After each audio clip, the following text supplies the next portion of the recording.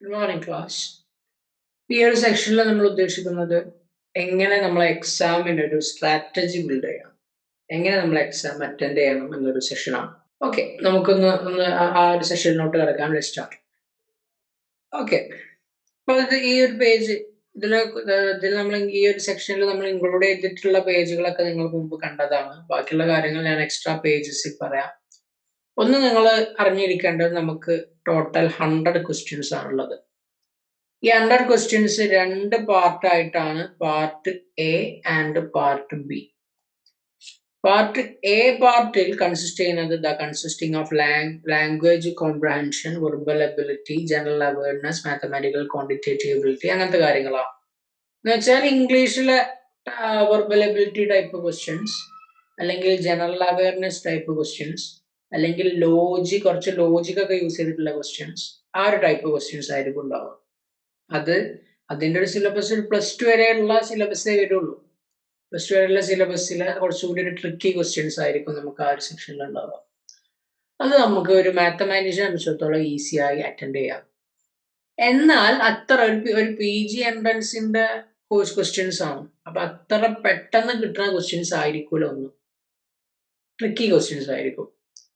നിങ്ങൾ ഈ ഒരു പാർട്ട് എ എന്നുള്ള സെഷൻ പറയുമ്പോൾ തന്നെ ഞാൻ പറയാണ്, പാർട്ട് എയിലെ ക്വസ്റ്റ്യൻസ് ചെയ്യണം, നല്ല ഫാസ്റ്റ് ആയിട്ട് ചെയ്യണം. ചില ക്വസ്റ്റ്യൻസ് ടൈം എടുക്കുന്ന ക്വസ്റ്റ്യൻസ് ഉണ്ടാവും. ആ ക്വസ്റ്റ്യൻസിൽ ഒരുപാട് ടൈം കളഞ്ഞ് അങ്ങനെ ക്വസ്റ്റ്യൻ ചെയ്യാൻ നിൽക്കരുത്. അങ്ങനെ ചെയ്താൽ നമുക്ക് പാർട്ട് ബിയിൽ ഒന്നും കിട്ടില്ല. പാർട്ട് ബിയിലാണ് നമുക്ക് കൂടുതൽ ക്വസ്റ്റ്യൻസും ഒക്കെ ഉള്ളത്. ഓക്കെ, അപ്പൊ അത് ഞാൻ അവിടെ തന്നെ പറഞ്ഞു. ഇപ്പൊ നെക്സ്റ്റ് പാർട്ട് ബി ആണ്. പാർട്ട് ബി 75 ക്വസ്റ്റ്യൻസ് ആണുള്ളത്. അപ്പൊ അതിലാണ് നമ്മൾ പഠിച്ച തിയറി സെക്ഷൻസ് എന്നുള്ളൊക്കെയുള്ള ക്വസ്റ്റ്യൻസ് വരുന്നത്. എക്സാം 2 hour ആണ്.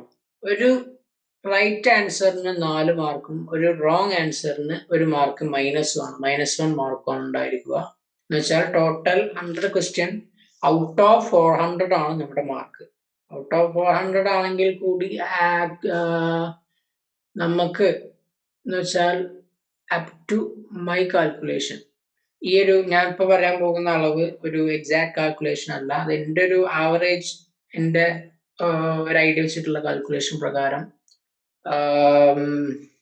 40% മാർക്ക് ഉണ്ട് എന്നുണ്ടെങ്കിൽ ഏതെങ്കിലും ഒരു യൂണിവേഴ്സിറ്റി, 40 എന്ന് പറയാൻ പറ്റില്ല, 55% മാർക്ക് ഉണ്ടെന്നുണ്ടെങ്കിൽ വിത്തൗട്ട് എനി ഡൗട്ട് നമുക്ക് ഒരു യൂണിവേഴ്സിറ്റിയിൽ കിട്ടാൻ ചാൻസ് ഉണ്ട്.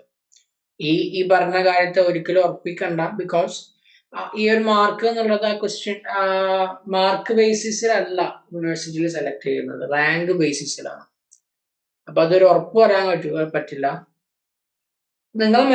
ഞാൻ ഇതുകൊണ്ട് ഉദ്ദേശിച്ചത് ഒരു 50 to 55, ഒരു 250 മാർക്ക് കിട്ടിയാൽ നല്ല അടിപൊളി മാർക്കാണ്.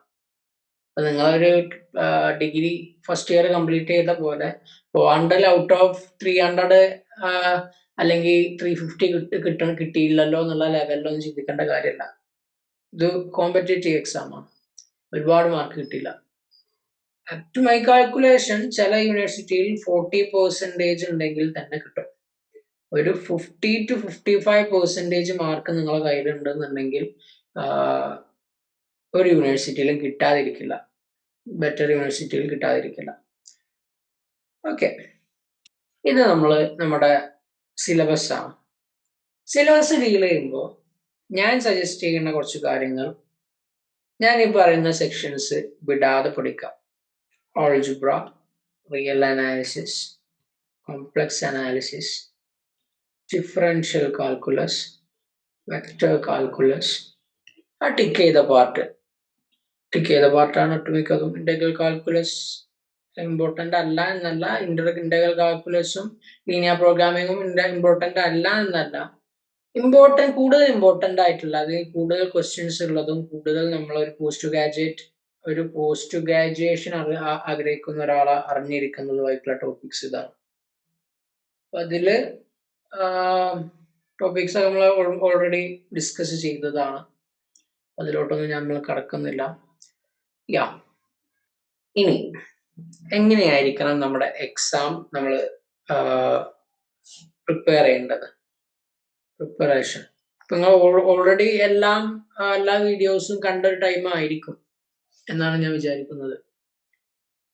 ഓക്കെ, എങ്ങനെയാണ് നമ്മൾ എക്സാം പ്രിപ്പറേഷൻ ആക്ച്വലി അതിൻ്റെ ഒരു എക്സാക്ട് മെത്തേഡ് പറഞ്ഞാൽ ഒന്ന് നിങ്ങളുടെ സ്ട്രെങ്ത്തിനനുസരിച്ച് വർക്ക് ചെയ്യുക എന്നുള്ളതാണ്. Working about the strength. അങ്ങനെ അതുകൊണ്ട് എന്താ മീൻ ചെയ്തതെന്ന് വെച്ചാൽ, സപ്പോസ് ഈ തന്ന കണ്ടൻസിൽ നിങ്ങൾക്ക് റിയൽ ആണ് ഈസി എന്ന് കൂട്ടുക. നമ്മൾ സാധാരണ പ്ലസ് ടുവിലും 10ാം ക്ലാസ്സിലൊക്കെ പഠിക്കുന്ന പോലെ നമുക്ക് അറിയാത്ത സെക്ഷൻ കൂടുതൽ പഠിക്കല്ല ഇവിടെ വേണ്ടത്. നമുക്ക് ഫുൾ മാർക്ക് കിട്ടലല്ല നമ്മുടെ എയിം. നമ്മുടെ എയിം ഈ മാക്സിമം മാർക്ക് കിട്ടലാണ്. അതിന് വേണ്ടത് നിങ്ങൾക്കറിയാവുന്ന സെക്ഷൻ വൃത്തിക്ക് അറിയുക എന്നതാണ്. അറിയാവുന്ന സെക്ഷൻ പെർഫെക്റ്റ് ആയി അറിയുക എന്നതാണ്. എന്ന് വെച്ചാൽ അപ്പൊ നമ്മൾ ചെയ്യേണ്ട പരിപാടി ഇതാണ്. സ്ട്രെങ്ത്, നിങ്ങൾക്ക് ഏതാണോ സിലബസിന്റെ കൂട്ടത്തിൽ ഇഷ്ടം, ആ സ്ട്രെങ്ത് ഉള്ള പോർഷൻ വൃത്തിക്ക് ഒരു പോർഷനും വിടാതെ പഠിക്കുക. ആ ഒരു പോർഷനിൽ നന്നായിട്ട് ക്വസ്റ്റ്യൻസും ചെയ്യാം. 1. 2, മസ്റ്റായിട്ടും നിർബന്ധമായിട്ടും ഒരു മോക്ക് ടെസ്റ്റ് നിങ്ങൾ ചെയ്തിരിക്കുക. ഒരു മോക്ക് ടെസ്റ്റ് നിങ്ങൾ എക്സാം എഴുതുന്നതിന് മുമ്പ് എഴുതിയിരിക്കണം. പല രീതിയിലും ചെയ്യാം മോക്ക് ടെസ്റ്റ്. നമുക്ക് പല രീതിയിൽ ചെയ്യാം. അങ്ങനൊന്നും ഒരാളും നടത്തിയിട്ടില്ലെങ്കിൽ കൂടി നിങ്ങൾ ഒരു ക്വസ്റ്റ്യൻ പേപ്പർ ഡൗൺലോഡ് ചെയ്ത്, നിങ്ങൾ ഇതുവരെ നോക്കാത്തൊരു ക്വസ്റ്റ്യൻ പേപ്പർ ഡൗൺലോഡ് ചെയ്ത് 2 മണിക്കൂർ നിങ്ങളുടെ തന്നെ ടൈം വെച്ചിട്ട് ഒരു മോക്ക് ടെസ്റ്റ്, അറ്റ്ലീസ്റ്റ് അങ്ങനെയെങ്കിലും ഒരു മോക്ക് ടെസ്റ്റ് നിങ്ങൾ അറ്റൻഡ് ചെയ്യുക സിൻസിയർ ആയിട്ട്. എന്നാലേ നിങ്ങൾക്ക് അതിന്റെ ടൈം മാനേജ്മെന്റിന്റെ ഒരു രീതി നിങ്ങൾക്ക് മനസ്സിലാവുകയുള്ളൂ. മോക്ക് ടെസ്റ്റ് മസ്റ്റ് ആയിട്ട് നിങ്ങൾ അറ്റൻഡ് ചെയ്യുക. 3ാമത് ഞാൻ പറയുന്നത് important matter previous year question papers, അതിന് ഇമ്പോർട്ടൻസ് കൊടുക്കുക. ഇപ്പൊ നിങ്ങൾ ഈ ഒരു സെക്ഷൻ തിയറി ഒക്കെ ഓൾമോസ്റ്റ് ഒക്കെ നിങ്ങൾ വായിച്ചു കഴിഞ്ഞാൽ, ഇപ്പൊ നമ്മുടെ വീഡിയോസ് ഒക്കെ കണ്ടു കഴിഞ്ഞിട്ടുള്ള ഒരു ടൈം ആണെന്നുണ്ടെങ്കിൽ തിയറി അറിയാതെ ക്വസ്റ്റ്യൻസ് നോക്കിയിട്ട് കാര്യമില്ലല്ലോ. തിയറി നിങ്ങൾ ഒരു തിയറി നിങ്ങൾ പഠിച്ചു കഴിഞ്ഞാൽ അതുമായി റിലേറ്റ് ചെയ്ത കൂടുതൽ പ്രീവിയസ് ഇയർ ക്വസ്റ്റ്യൻ പേപ്പേഴ്സ് നോക്കുക. ചില ടോപ്പിക്സിലൊക്കെ previous year question paper questions repeat വരെ ചെയ്യാറുണ്ട്. ഇനി എക്സാം എഴുതേണ്ട ഒരു മെത്തേഡ്, എക്സാം റൈറ്റിങ്ങിന്റെ ഒരു മെത്തേഡ് എന്ന് പറഞ്ഞാല്, അതിൽ ഞാൻ സജസ്റ്റ് ചെയ്യുന്ന ഒരു സംഭവം, എല്ലാ ക്വസ്റ്റ്യനും കംപ്ലീറ്റ് അതിന്റെ ആൻസർ കണ്ടെത്തുന്നതിൽ ഉപരി ചില ക്വസ്റ്റ്യൻസ് ഓപ്ഷൻസ് എലിമിനേറ്റ് ചെയ്ത് ആൻസർ കണ്ടെത്താൻ കഴിയും. അങ്ങനത്തെ ക്വസ്റ്റ്യൻസ് നമുക്ക് ഫാസ്റ്റ് ആയിട്ട് ചെയ്യാം. ആ ഒരു മെത്തേഡ് നന്നായിട്ട് ശ്രദ്ധിക്കാം. എന്ന് വെച്ചാൽ തന്ന ക്വസ്റ്റ്യൻസിൽ 4 ഓപ്ഷൻ ഉണ്ട്. ആ 4 ഓപ്ഷനിൽ ഒരു ഓപ്ഷനേ ആൻസർ ഉള്ളൂ, നമുക്കറിയാലോ. ആ ഒരു ഓപ്ഷൻ ഏതാന്ന് അറിയാൻ ബാക്കി 3 അല്ല എന്ന് അറിഞ്ഞാൽ മതി. അതിന് നമുക്ക് വേണ്ട സെക്ഷൻ, നിങ്ങൾക്ക് വേണ്ട തിയറിയിൽ എക്സാമ്പിൾസ് ഒക്കെ നന്നായിട്ട് അറിഞ്ഞിരുന്നാൽ ആ ഒരു സംഭവം നമുക്ക് വളരെ വൃത്തിക്ക് കിട്ടും. എക്സാമ്പിൾസ്, കൗണ്ടർ എക്സാമ്പിൾസ്, അത് ആ ഒരു ബേസിസിൽ നമ്മൾ പഠിക്കുമ്പോൾ തന്നെ ശ്രദ്ധിച്ചാൽ കിട്ടും. 2ാമത്തെ ഞാൻ പറയുന്നത്, നമ്മൾ ആൻസർ മാർക്ക് ചെയ്യുമ്പോൾ ആക്യുറസി മെയിൻറ്റെയിൻ ചെയ്യുക.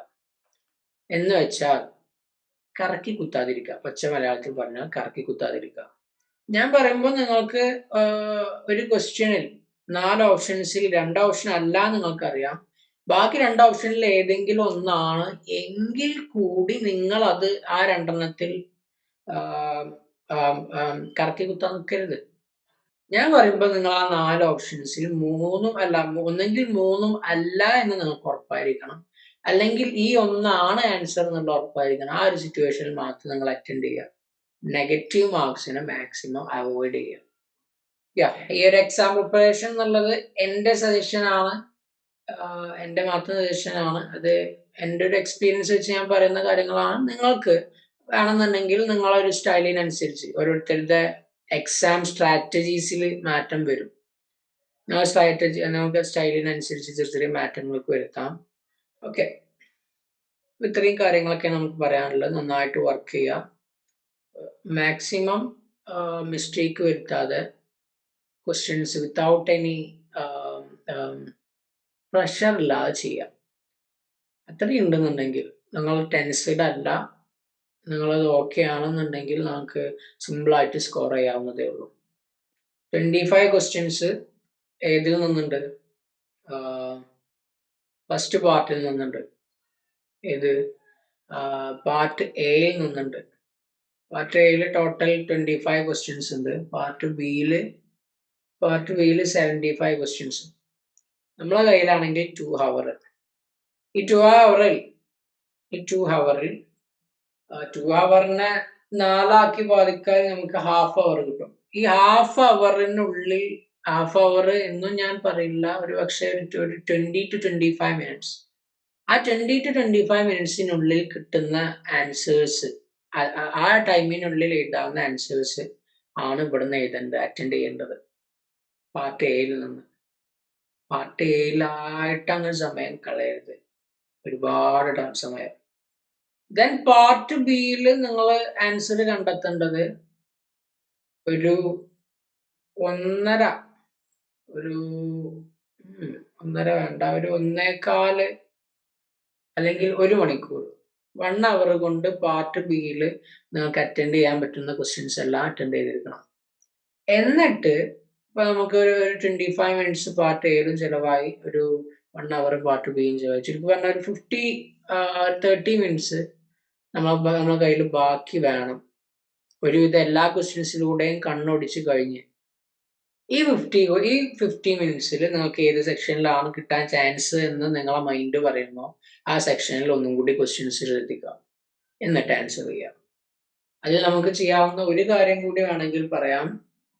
ഫസ്റ്റത്തെ ഒരു 2-3 മിനിറ്റ്, ഫസ്റ്റ് ഒരു 3 to 5 മിനിറ്റ്സ് ക്വസ്റ്റ്യൻസ് മുഴുവൻ ഒന്ന് ഓടിച്ചു നോക്കുന്നത് നല്ലതായിരിക്കും. അതിനുള്ള ഓപ്ഷൻ നിങ്ങളുടെ കയ്യിലുണ്ട്. ഓടിച്ചു നോക്കുക മീൻസ് ക്വസ്റ്റ്യൻ ആൻസറിങ് അല്ല, ക്വസ്റ്റ്യൻ ആൻസർ ചെയ്യുകയല്ല. ക്വസ്റ്റ്യൻസ് എങ്ങനെ, എവിടെ നിന്നൊക്കെയാണ് ക്വസ്റ്റ്യൻസ് ഉള്ളത്, അറിയാവുന്ന ക്വസ്റ്റ്യൻസ് ഉണ്ടോ, എന്നിട്ട് ഒരു ഏകദേശം ഒന്ന് കണ്ണോടിക്കുക. ആ കണ്ണോടിക്കുമ്പോൾ തന്നെ നിങ്ങൾക്ക് ചില ക്വസ്റ്റ്യൻസ്, ഇപ്പൊ 23rd ക്വസ്റ്റ്യൻ എനിക്കറിയാം, 70th ക്വസ്റ്റ്യൻ എനിക്കറിയാം, അങ്ങനെ അറിയാവുന്ന നിങ്ങൾക്ക് ഒറ്റയടിക്ക് കണ്ടാൽ തോന്നുന്ന എണ്ണം ഉണ്ടാവും, അത് മാർക്ക് ചെയ്യുക. എന്നിട്ട് ഈ അറിയാവുന്ന ഉറപ്പുള്ളത് ഫസ്റ്റ് അറ്റൻഡ് ചെയ്യുക. ഇങ്ങനത്തെ ഓരോരോ ട്രിക്സ് യൂസ് ചെയ്താണ് നമുക്ക് എക്സാം ക്വാളിഫൈ ചെയ്യാം. ദെൻ ഞാനിതൊരു സ്ട്രാറ്റജി, പെർഫെക്റ്റ് സ്ട്രാറ്റജി ആയിട്ട് ഞാൻ ഒരിക്കലും പറയില്ല, ബിക്കോസ് ഓരോരുത്തരുടെ സ്ട്രാറ്റജീസ് ഡിഫറെന്റ് ആണ്. നിങ്ങളുടെ സ്റ്റൈലിനനുസരിച്ച് ഇപ്പൊ നിങ്ങൾക്ക് ഏകദേശം ഐഡിയ കിട്ടിയിരിക്കും എങ്ങനെ ഒരു കോമ്പറ്റേറ്റീവ് എക്സാം അറ്റൻഡ് ചെയ്യേണ്ടതെന്ന്. Then that's all. വെൽ, നന്നായിട്ട് വർക്ക് ചെയ്യാം. എല്ലാവർക്കും ഗുഡ് ലക്ക് ഇഷ്യൂ ചെയ്യുന്നു. And thank you all.